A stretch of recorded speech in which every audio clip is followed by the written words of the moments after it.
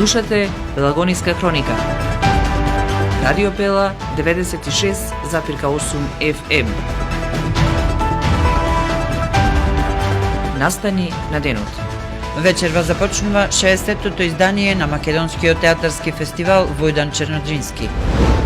Со инвестиција од над 4 милиони евра, владата набавува нови возила и опрема за одржување на јавната хигиена низ општините.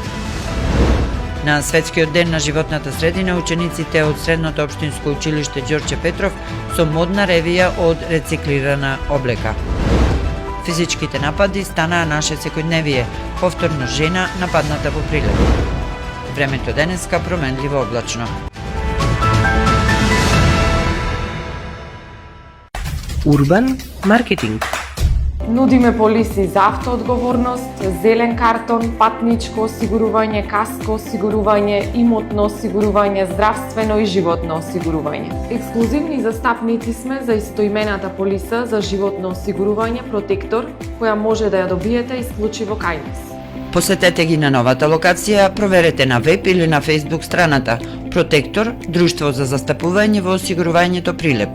Телефон 073 555 006 во близина на Чумовчанец.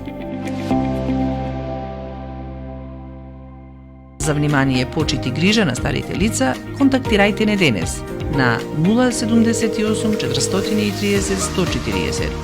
Хомкер Прилеп, Агенција за грижа на стари лица.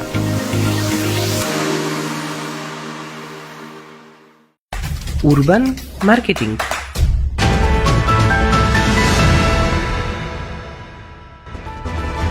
Со гласовна поддршка во студиото Гордана Цветановска. 60-тото јубилејно издание на Македонскиот театарски фестивал Војдан Чернодрински ќе започне вечерва во 19 часот со изложба 60 години Војдан Чернодрински Прилеп. Јубилејниот 60-ти Војдан Чернодрински годинава под мотото Храбриот нов театар ќе отвори диалог за кризата на човекот во општеството и кризата на општеството во човекот, повикувајќи на театар што има став, што провоцира, преиспитува и не молчи.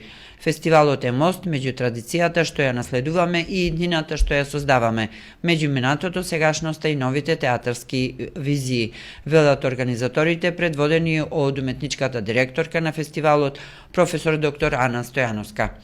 Со преизведба на Мечкина глава на 21 април годинава, драмски ја одбележа 80 годишнината на театарот. Представата е работена по текст на Венко Андоновски. Режисер на представата е Дејан Прековски.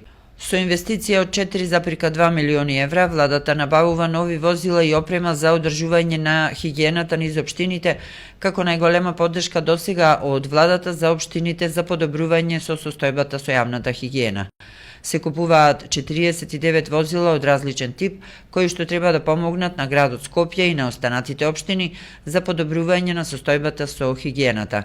И тоа 17 мултифункционални возила за урбано одржување хигиена со вкупна вредност од 1,5 милиони евра, 3 мултифункционални возила за урбано одржување хигиена со соодветни механизми со вредност од 283.000 евра, 9 специализирани камиони кои што се во вредност од 982.000 евра, 21 машина за чистење на улици во вредност од 1,3 милиони евра или вкупно 4,2 милиони евра, ќе се купуваат 49 возила со поддршка на Светската банка, што сериозно ќе помогне во подобрување на состојбата со хигиената.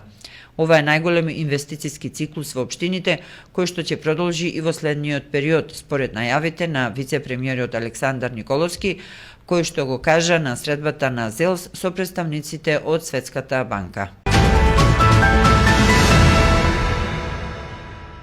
На Светскиот ден на животната средина денеска во дворот од Средното општинско училиште Ѓорче Петров се одржа модната ревија Trash Fashion на тема Природата инспирација за модна креација. Со овој настан учениците покажаа дека материјалите и облеката, кои често ги сметаме за отпад, можат да добијат нов живот. Учествуваа над 20 ученици од сите профили од училиштето. Со многу имагинација, вештини и креативност редизајнираа и изработија уникатни модни парчиња кои испраќаат порака за одржливост, иновативност, љубов и грижа кон природата и животната средина. Модната ревија Trash Fashion во Средното општинско училиште Ѓорче Петров се одржува традиционално повеќе од 10 години.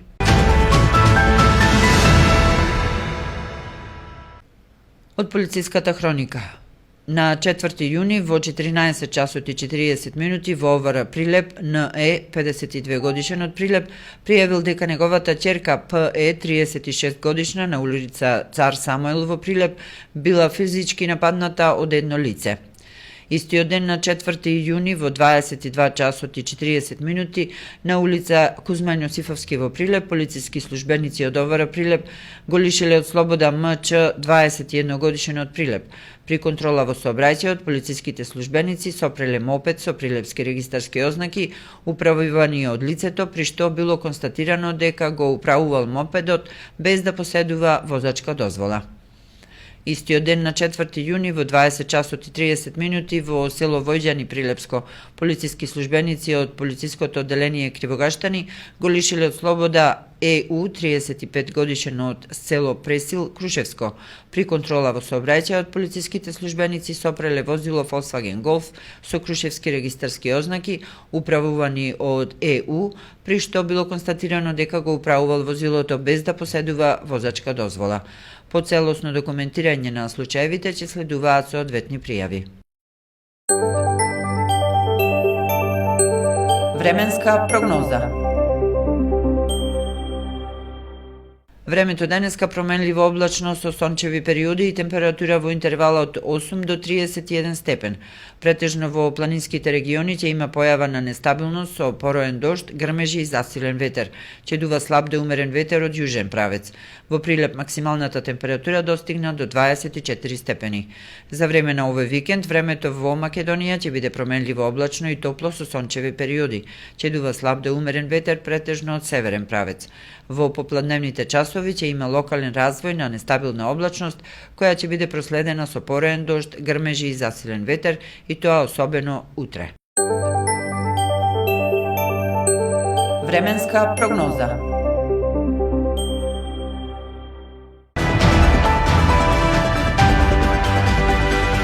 Продукција Радио Пела, уредник Гордана Цветановска, техничка реализација Никола Димески. Јуни 2026.